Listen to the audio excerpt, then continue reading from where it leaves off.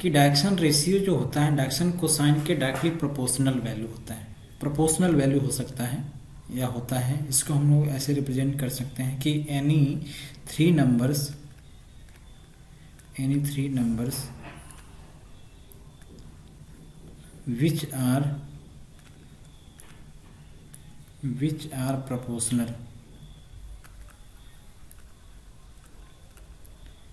which are proportional to the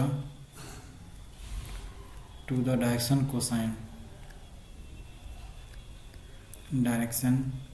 cosine of a line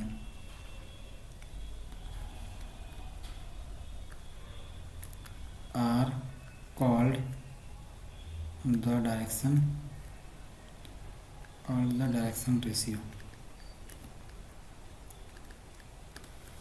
तो देखो अब अगर मान लेते हैं यहाँ पे हमने जैसे बताया कि if L, M and N are the क्या होते हैं, are the direction cosine and A, B, C are the direction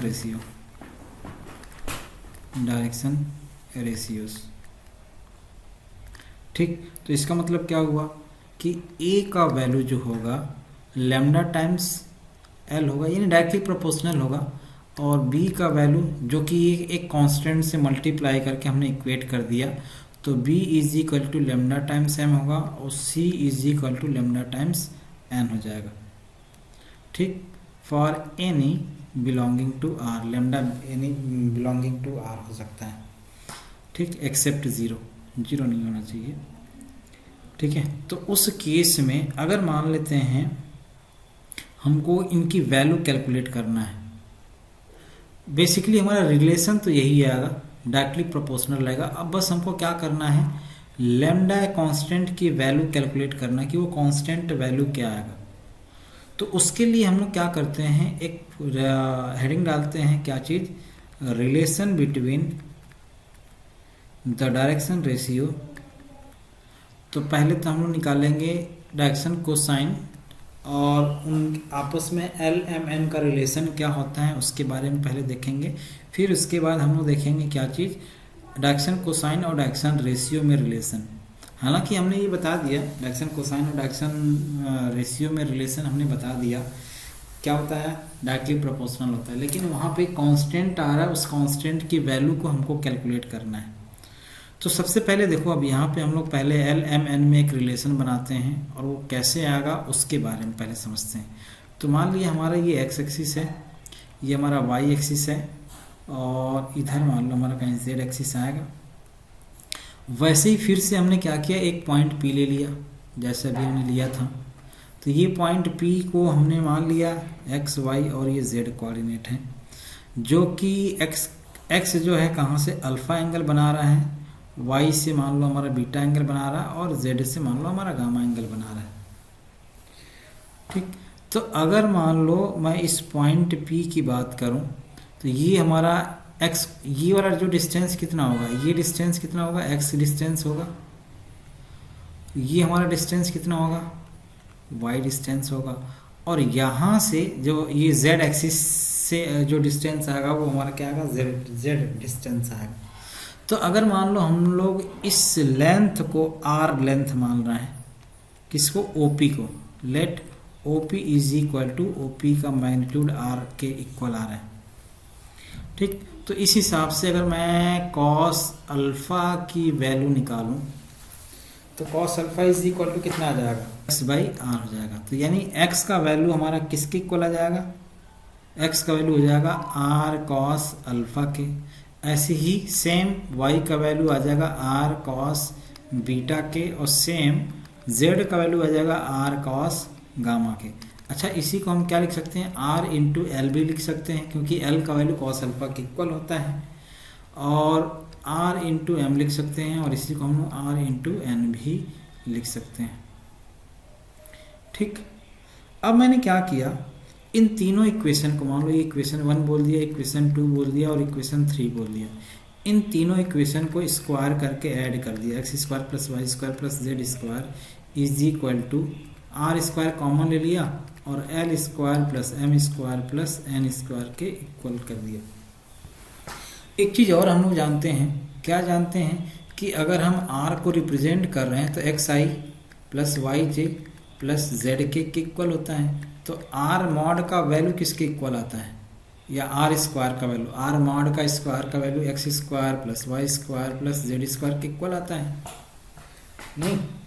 तो अगर मान लो मैं यहाँ पे रखूँ X square plus Y square plus Z square के जगह पे रखूँ तो इधर आर स्क्वायर जाएगा, इधर भी आर स्क्वायर जाएगा। तो कंपेयर करके अगर मान लो मैं वैल्यू यहाँ पे रखता हूँ, जस्ट सपोज यहाँ भी आर स्क्वायर रख दिया, यहाँ भी आर स्क्वायर रख दिया, L square plus M square plus N square का वैल्यू क्या आ जाएगा, आर स्क्वायर से आर स्क्वायर कैंसिल हो जाएगा। तो मतलब L square plus M square plus N square का वैल्यू हमारा क्या आ जाएगा, 1 आ जाएगा। अब अगर ये 1 आया तो हम ऐसा भी तो बोल सकते हैं कि cos square alpha plus cos square beta plus cos square gamma का वैल्यू हमेशा 1 आएगा।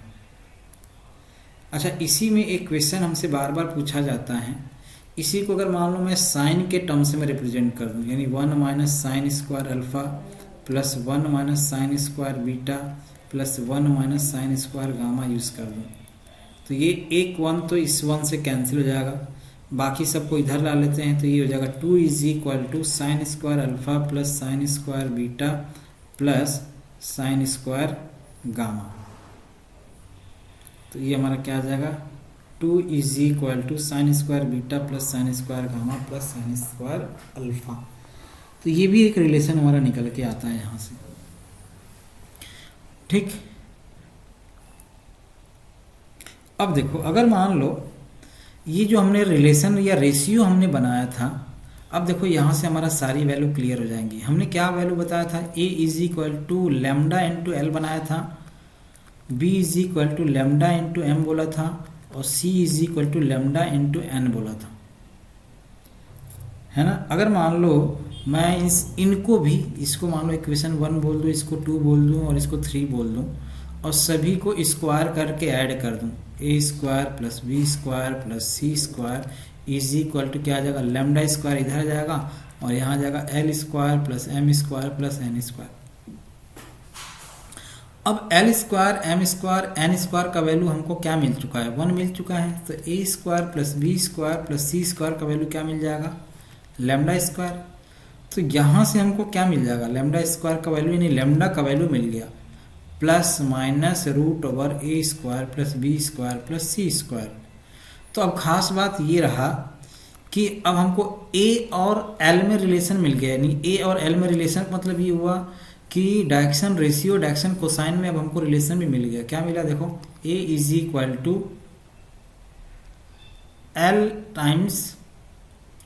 Times plus minus L times root over A square plus B square plus C square. या अगर मैं एल का वैल्यू मान लो यहाँ से रिप्रेजेंट करूँ, एल इज इक्वल टू क्या आ जाएगा, plus minus A divided by root over A square plus B square plus C square. ऐसे ही सिमिलरली एम का वैल्यू क्या आ जाएगा, plus minus B divided by root over A square plus B square plus C square. और N का value क्या मिल जाएगा, plus minus C divided by root over A square plus B square plus C square. तो ये हमारा value आ जाएगा, these are the relation between direction ratio and direction cosines, and this relation is very important. इसको आप highlight कर देता हूँ, इसको आप ध्यान रखिएगा।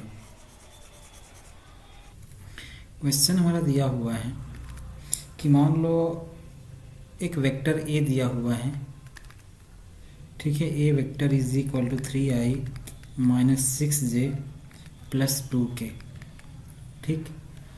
तो हमको क्या फाइंड आउट करना है, फाइंड द एंगल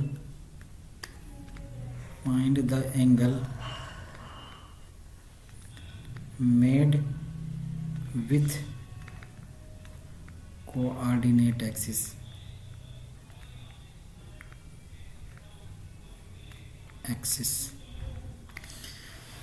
ठीक। अब देखो, अगर कोई भी वेक्टर जिसे मान लो लिखा हुआ रहेगा, जो हमने आर का वैल्यू लिखा था यहाँ पे, R vector is equal to हमने क्या लिखा था, X I plus Y J plus Z K मान लो हमने लिखा था। तो ये बेसिकली वैल्यू जो हमारा लिखा हुआ है ना, वो किसके टर्म्स में लिखा हुआ है? डायरेक्शन रेशियो के टर्म्स में लिखा हुआ है। एक्स वाई और जेड जो है वो किसके टर्म्स में लिखा हुआ है? डायरेक्शन रेशियो के टर्म्स में लिखा हुआ। मतलब अगर मैं इसको बोलूँ तो ए का वैल्यू हमारा क्या मिलेगा? 3 मिलेगा। बी का वैल्यू क्या मिलेगा? -6। और सी का वैल्यू क्या मिल जाएगा? 2 मिल जाएगा। तो अगर मैं एल की वैल्यू कैलकुलेट करने के लिए बोलूँ तो आप कैसे कैलकुलेट करोगे? एल इज इक्वल टू होता है वही वाला फार्मूला लगा दो, A divide by A square plus B square plus C square, यानी 3 डिवाइड बाई कितना हो जाएगा? 3 का स्क्वायर 9, 6 का स्क्वायर 36 और 2 का स्क्वायर 4। तो 3 डिवाइड बाई 7 आ जाएगा, क्योंकि 40, 49, 7 आ जाएगा। तो एल का वैल्यू 7 आ गया। एल का वैल्यू क्या होता है? Cos alpha. तो अल्फा यानी हमारा क्या क्या आ जाएगा? कॉस इनवर्स 3 डिवाइड बाई 7 आ गया। ऐसे ही कॉस बीटा भी आप निकालोगे तो बीटा का वैल्यू आपका आ जाएगा minus cos inverse of -6 divide by 7 आ जाएगा। और गामा का वैल्यू आ जाएगा cos inverse of 2 divide by 7। तो ये इस तरीके से आप इनको कैलकुलेट कर सकते हो, अगर मान लो हमको एंगल कैलकुलेट करने के लिए बोला जाता है। एक चीज़ और, अगर कई बार हमसे ना ये इसके टर्म्स में भी वैल्यू हम लोग रिप्रेजेंट कर सकते हैं। जैसे अभी हमने ये जो आर वेक्टर को रिप्रेजेंट किया, किसके टर्म्स में रिप्रेजेंट किया? डायरेक्शन रेशियो के टर्म्स में रिप्रेजेंट किया। हम चाहें तो हम इसको ऐसे भी रिप्रेजेंट कर सकते हैं, L is equal to R vector is equal to L into I plus M into J plus N into K terms में भी रिप्रेजेंट कर सकते हैं, क्योंकि डायरेक्टली प्रोपोर्शनल होता है। ज़्यादा से ज़्यादा क्या होगा, यहाँ एल का वैल्यू अगर मान लो एक्स ए के टर्म्स में लिखते हो तो ज़्यादा क्या होगा? लेमडा यहाँ पे आपको कांस्टेंट बाहर निकल के आएगा, यही ना होगा। लेकिन वेक्टर तो उसी टाइप से रिप्रेजेंट होगा, ये जो हम यहाँ पे रिप्रेजेंट कर रहे हैं वही रिप्रेजेंट होगा। तो कहने का मतलब ये हुआ कि आप आर वेक्टर को L I plus M J plus N K represent कर सकते हो, और आर वेक्टर को ऐसे भी रिप्रेजेंट कर सकते ए आई प्लस बी जे प्लस सी के। लेकिन अगर हमारे पास ये दोनों एक साथ दे दिए जाएं तो हम किसको पहचानेंगे या कैसे पहचानेंगे कौन सा डायरेक्शन कोसाइन है और कौन सा डायरेक्शन रेशियो है? तो यहाँ देखना, ये एल एम और एन क्या होते हैं? Cos alpha, cos beta, cos gamma. और कॉस अल्फा का जो वैल्यू होता है कहाँ से कहाँ तक होता है? -1 से +1 के बीच में होता है। एम का वैल्यू भी और एन का वैल्यू भी वही लाई करेगा, यानी एल एम एन का वैल्यू लाइज बिटवीन -1 to +1 होना चाहिए। और ए बी सी का वैल्यू 1 से बड़ा भी हो सकता है, 2, 3, 4, 5 भी हो सकता है।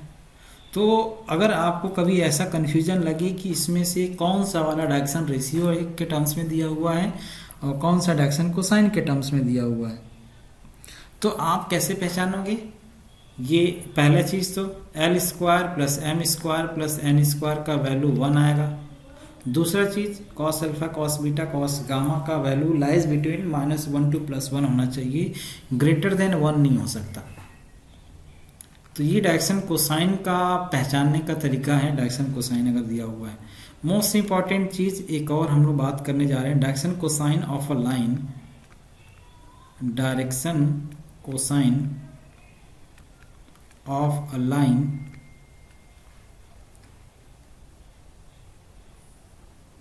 formed by 2 points। अगर मान लो हमारे पास किसी भी 2 पॉइंट के कोऑर्डिनेट्स दिए हुए हैं तो डायरेक्शन कोसाइन और डायरेक्शन रेशियो हम लोग कैसे निकालते हैं? जस्ट सपोज मान लो हमने ले लिया एक लाइन ले लिया ऐसे, ठीक, और इस लाइन के कोऑर्डिनेट हमने मान लिया इस पॉइंट का कोऑर्डिनेट है x1 y1 और z1 ले लिया, और एक पॉइंट B है जिसके कोऑर्डिनेट x2 y2 और z2 बोल दिया। तो अगर मान लो मेरे को ना इस AB लाइन का हमको क्या लिखना है? डायरेक्शन कोसाइन लिखना है, ठीक। तो डायरेक्शन कोसाइन लिखना है तो हम लोग रिप्रेजेंट कैसे करते हैं? देखो पहले AB वेक्टर निकालेंगे। तो AB वेक्टर को हम लोग कैसे निकालते हैं? Final vector minus initial vector, x2 - x1 into I plus y2 - y1 into j plus z2 - z1 into K. तो कहने का मतलब ये हुआ कि अगर मान लो हमको कॉस अल्फा, कॉस बीटा और कॉस गामा निकालना है तो कॉस अल्फा का वैल्यू कितना आएगा? x2 minus x1 divide by A B vector का मॉड। ऐसे ही कॉस बीटा का वैल्यू कितना आएगा, y2 minus y1 divide by A B का मॉड। और कॉस गामा का जो वैल्यू आएगा z2 minus z1 divide by A B का मॉड। ये हमारा वैल्यू आता है। और ए बी वैल्यू कैसे निकलेगा, अगर मान लो हमको ए बी कैलकुलेट करना है तो ए बी डिस्टेंस फार्मूले का यूज़ कर लो। ए बी कैसे आएगा, x2 माइनस x1 का whole square plus y2 minus y1 का whole square plus z2 minus z1 का होल स्क्वायर। ये हमारा ए बी कैलकुलेट हो जाके आता है। ठीक। और अगर मान लेते हैं हम लोग को डायरेक्शन रेशियो कैलकुलेट करना है, ये हमने क्या निकाला, डायरेक्शन कोसाइन निकाला। और अगर मान लो हमको डायरेक्शन रेशियो कैलकुलेट करना है तो ये ए बी वेक्टर का वही रिप्रेजेंटेशन हुआ जैसे आर वेक्टर को हम लोग रिप्रेजेंट करते थे, ए आई प्लस बी जे प्लस सी के मान लो हमने रिप्रेजेंट कर दिया। तो अगर मैं डायरेक्शन रेशियो लिख सकता हूँ, मतलब नोट करके चाहो तो आप लिख सकते हो, नोट करके पॉइंट नंबर 1 क्या लिखोगे, direction ratio of line joining A B, A and B may be taken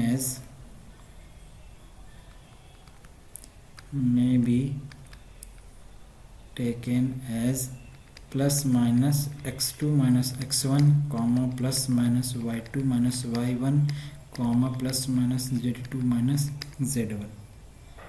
ठीक। पॉइंट नंबर 2, ये दोनों पॉइंट मोस्ट इम्पॉर्टेंट पॉइंट हैं, ध्यान रखिएगा।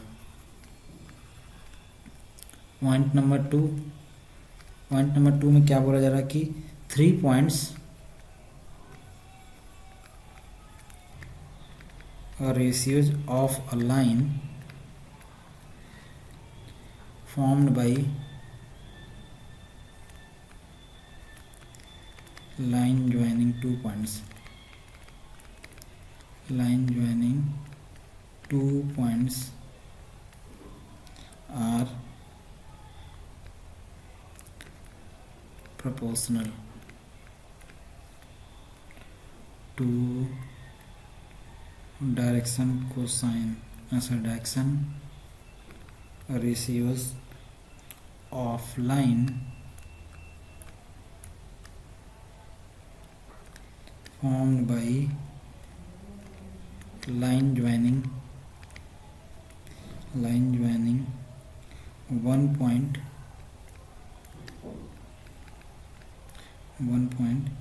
among previous 2 points,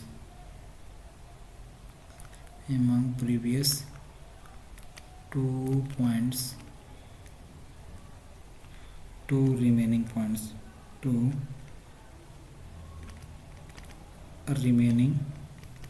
points। ये चीज़ बोला जा रहा है। अब इसमें इसका मतलब क्या हुआ, अगर हमको कोलिनियर प्रूफ करना है तो पहली चीज़ तो ये पहले पॉइंट को आपको ध्यान रखना है कि अगर हमको डायरेक्शन रेशियो कैलकुलेट करना है तो डायरेक्शन रेशियो अगर हमको कैलकुलेट करना है तो डायरेक्टली हम दोनों पॉइंट्स के कोऑर्डिनेट को माइनस कर देंगे तो हमारा डायरेक्शन रेशियो निकल जाएगा। और अगर मान लो हमको कोलिनियर प्रूफ करना है तो उस इसके लिए हम लोग क्या करते हैं, देखो यहाँ पे एक क्वेश्चन मैं ले लेता हूँ कि एक पॉइंट दिया हुआ जिसका कोऑर्डिनेट दिया हुआ है 2, 3 एंड -4 दिया हुआ है, फिर बी कोऑर्डिनेट दिया हुआ 3, 4 एंड 6 दिया हुआ है, और एक सी कोऑर्डिनेट दिया हुआ 5, 6 एंड 26 दिया हुआ है। ये बोला जा रहा है कि अब बताइए कि कोलिनियर होगा, ए बी सी कोलिनियर है। ठीक। Prove that A B C are collinear. ठीक, ये कोलिनियर है। तो मैं क्या करूँगा, पहले ए बी का डायरेक्शन रेशियो निकाल लेता हूँ, फिर बी सी का डायरेक्शन रेशियो निकालूंगा, और ये ए बी और बी सी का जो डायरेक्शन रेशियो आएगा वो प्रोपोर्शनल वैल्यू आएंगे। तो चलो direction ratios of A B मान लो मैं निकाल लेता हूँ। तो direction ratio of A B निकालोगे तो क्या आएगा, 3 - 2 यहाँ आएगा, 4 माइनस 3 यहाँ आ जाएगा, 4 माइनस 3 और 6 प्लस 4 10 आ जाएगा यहाँ पे, डिवाइडेड बाई कितना होता है, इन दोनों के बीच का डिस्टेंस निकालेंगे तो 100 AB डायरेक्शन रेशियो, तो कितना आ जाएगा 101 102 आ जाएगा, 100 प्लस 1 प्लस 1 102 आएगा, यहाँ भी 102 और यहाँ भी 102, मतलब 1 डिवाइड बाई 102 का रूट, 1 डिवाइड बाई 102 का रूट और 10 डिवाइड बाई रूट ओवर 102। ऐसी अगर मान लो मैं BC का डायरेक्शन रेशियो निकालता हूँ तो वो कितना आएगा, 5 माइनस 3 यानी 2 और 6 माइनस 4 यानी 2, 26 माइनस 6 यानी 20 और डिवाइड बाई यहाँ पे अगर मैं वैल्यू निकालूंगा तो कितना आ जाएगा 408 रूट ओवर 408 और रूट ओवर 408। ठीक है, ये 2 डिवाइड बाई 2 रूट 102, फिर 2 डिवाइड बाई 2 रूट 102 और यहाँ आ जाएगा 20 डिवाइडेड बाई 2 रूट 102। तो इसको आप सॉल्व करोगे तो 1 divide by root over 102, 1 divide by root over 102 और ये 5 डिवाइड बाई रूट ओवर 102। सही किया ना हमने, ये 10 आ जाएगा, सॉरी यहाँ 5 में 10 आएगा। तो देखो ये सेम आ रहा है, ये भी सेम आ रहा है। अगर मान लो ऐसा होता कि मान लो यहाँ मैं सभी जगह 4 से मल्टीप्लाई कर देता है, 40 हो जाता, तो भी ये सही है, तो भी ये डायरेक्टली प्रोपोर्शनल, तब भी ये कोलिनियर होता है। कोलिनियर का मतलब क्या होता है, A is equal to lambda times B. तो अगर मान लो हम इसको AB बोल रहे हैं तो AB अगर आ रहा है यहाँ तो इक्वल आ रहा है, तो लेमडा टाइम्स मान लो BC आना चाहिए, और क्या होता, तो ये कोलिनियर कहलाता। ठीक है।